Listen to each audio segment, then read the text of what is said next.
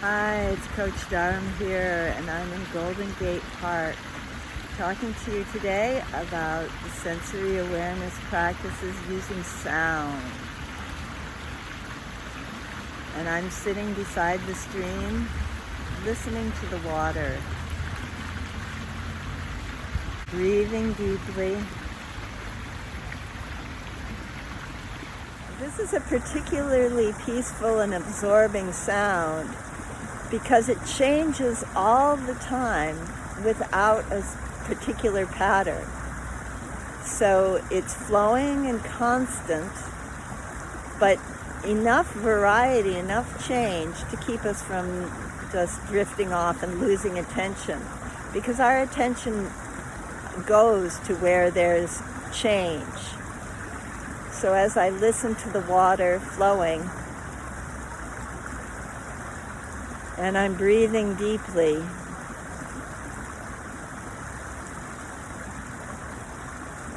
I can fall into the rhythm of my own breath and stay alert and peaceful through the sound of the flowing water. Maybe a sound of a bird.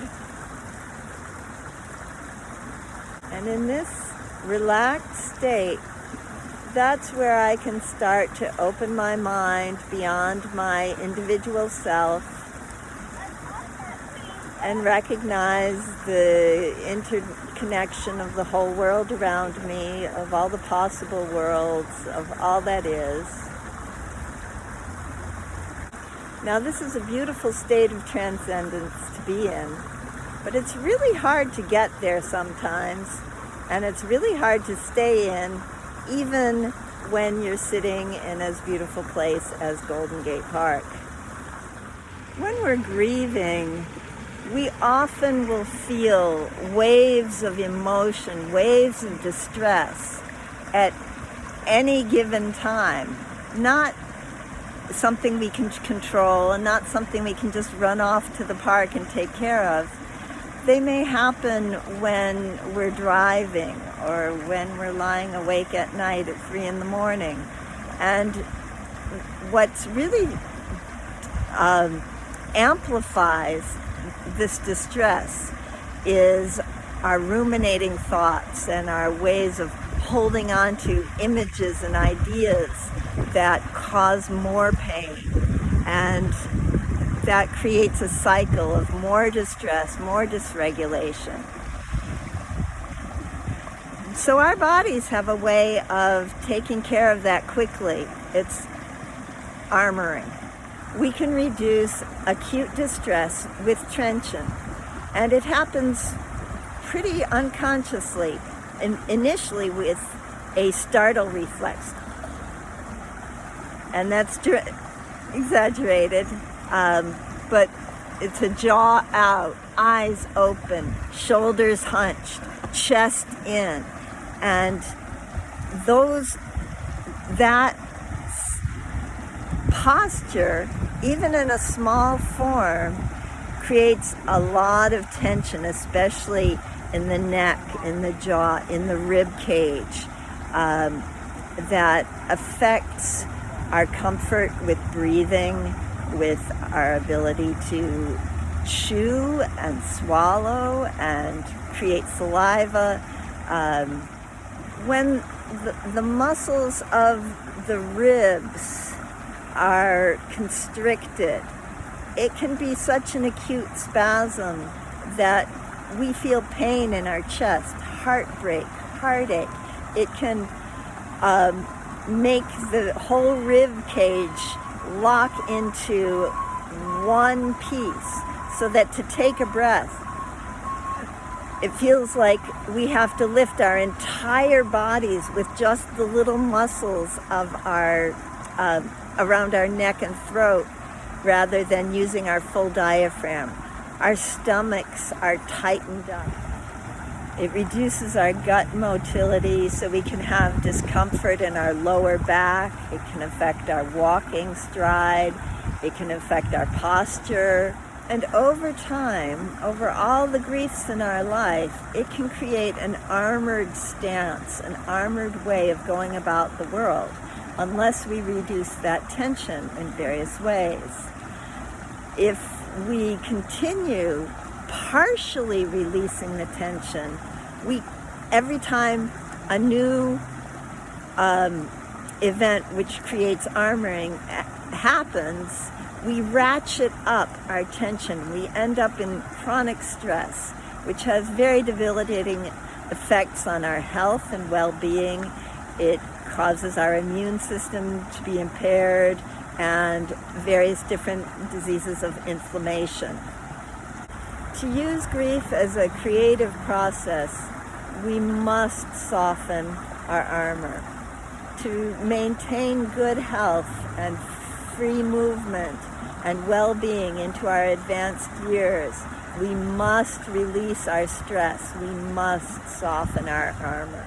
So what happens when our body armor, our emotional armoring, softens?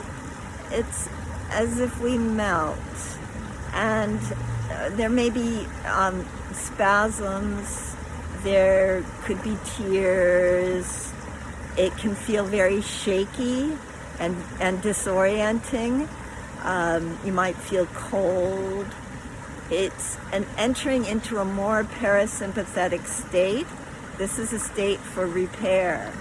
And in the tears themselves, a lot of the stress hormones can be washed out of our body. So it is even detoxifying our stress happens within that softening of our body armor.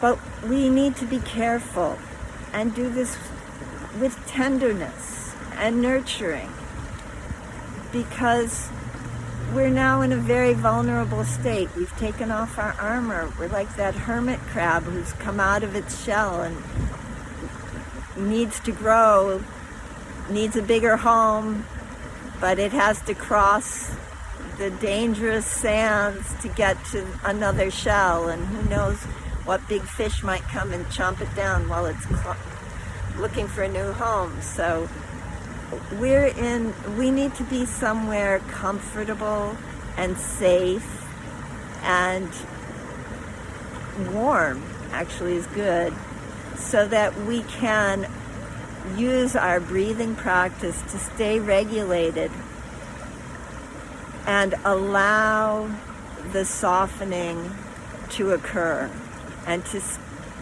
not jump right out of it because it's scary and different. And how we create security while we soften also works to soften us more. And at a time when large movement isn't really possible, like when you're driving a car or lying in your bed at 3 a.m, then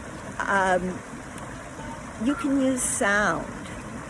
Sound is something that you can use passively or actively. Passively is just like now when I'm sitting next to the water listening to it. And you can, put on your sound system and put on that massage ambient sounds of water falling and birds chirping.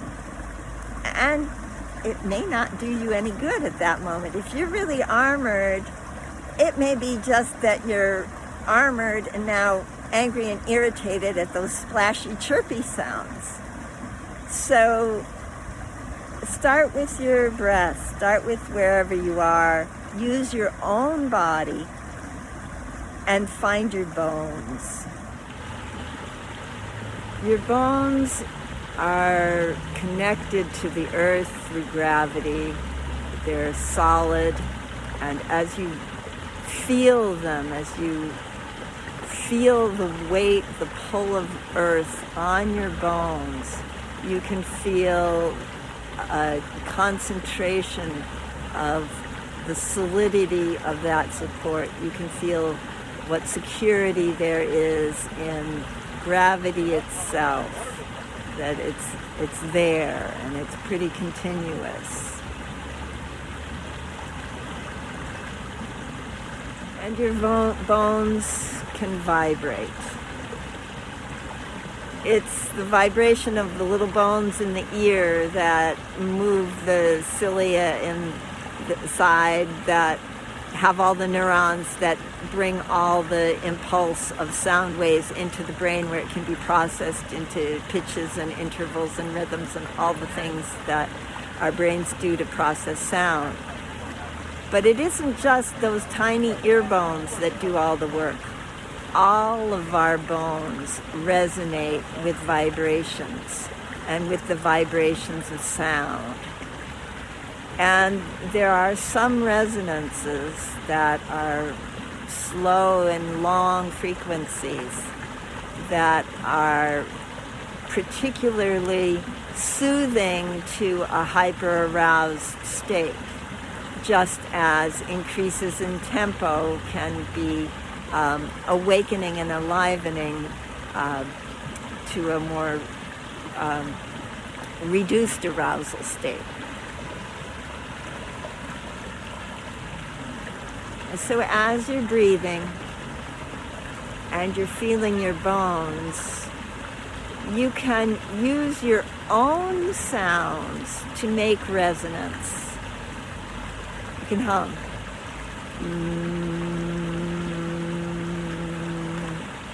And you can hum into yourself.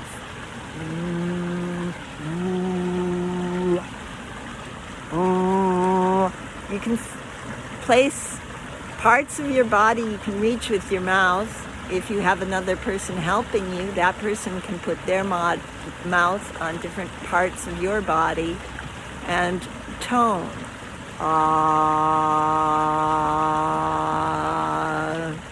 Right into those places of tension or pain. And that's calming, soothing, easing, softening right there. And what happens in your throat as you make those slow, deep tones is you're doing the recovery breath. You're doing a longer exhale than your inhale.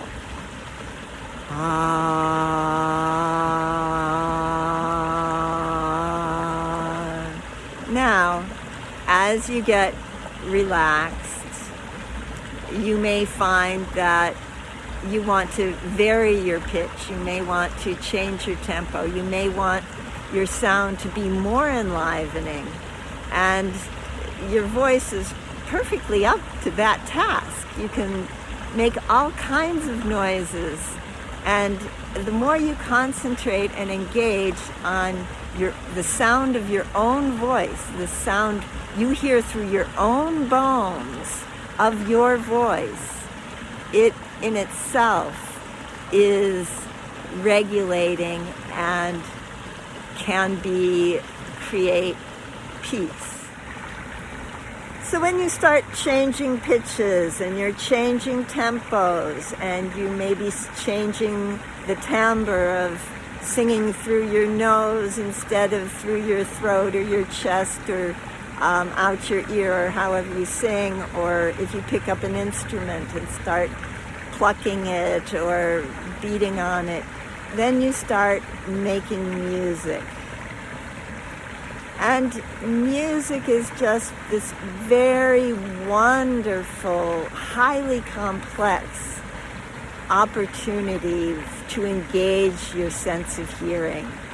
When we listen, we are processing sound with our temporal lobes.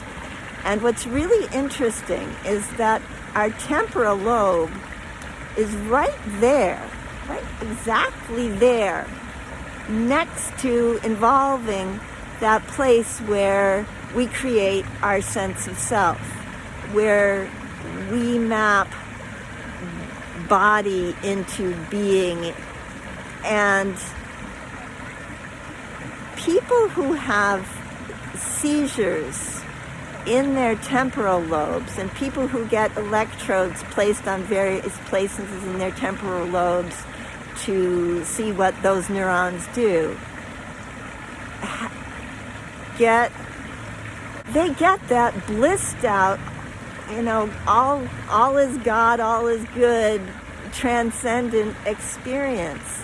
It has a place in the brain, in the temporal lobe, and people have been using music forever to involve their emotions and to create sounds together to bring a whole group into entrainment, to train all our emotional states to be working as a large group organism. And we use it in ritual and spiritual and religious practices to get that transcendent state. And music is fun. People go to, concerts and have, dance and have enormous amounts of pleasure from sound. Sound is the way to express ourselves. It's how we use what we use to communicate a lot of the time. And here I am using my voice to communicate in a video to, I don't even know who's listening to me now. We have very complex, advanced capability for using sound creatively to express ourselves, to give ourselves joy, to relieve our sorrows, to express our rage and our frustration. And you may have a lot of armored energy around keeping certain words, certain body parts out of your behavior and attitude. And when you use swear words, if you use colorful scatological language, you can release a lot of tension, you can release a lot of that repressed energy, and you can be very creative and make people laugh if you have the right timing and the right context. Gallows humor, at funerals or wakes, people are laughing, and that laughter is also a de-armoring. It also softens the bones. It's sometimes really offensive too. And the world is also like that, where it's funny and horrible and beautiful and offensive and all mixed up, just like that transcendent state. So if you have a context where the people around you are not going to be aggressive or feel that you are treating them violently if you use particular words, and it releases your tension, then swearing is really a great disarming practice. Singing, swearing, laughing, crying, everything you can do to diffuse the tension in your body will allow that armor to relax and will allow you to begin to freely move into the new behaviors, new attitudes and thoughts that make you continue to feel good as you go about your life.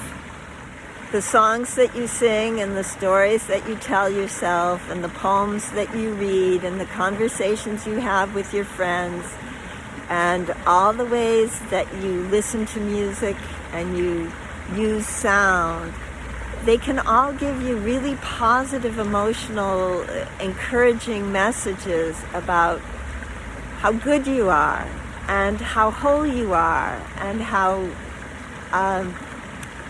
there is still hope in the world, and that everything that is hard and awful and sad is only one part of the rich fabric of life, and we are rewarded by feeling it all as deeply as our bodies can handle at the time. So if in any of your de-armoring process it becomes painful in a way that you're not relaxing, then that's too much. You need to go slow, take it easy, pull back out of anything that continues to feel bad. Change your playlist. All of the music that I used to play when I came home from work, I couldn't listen to in quarantine. It brought me down. I did not need chill. I sing. And I sing to myself things that are encouraging, things I want to listen to, and I sing to the river. I let the river, the healing water, I let the river carry me home. I let the river wash away sorrow.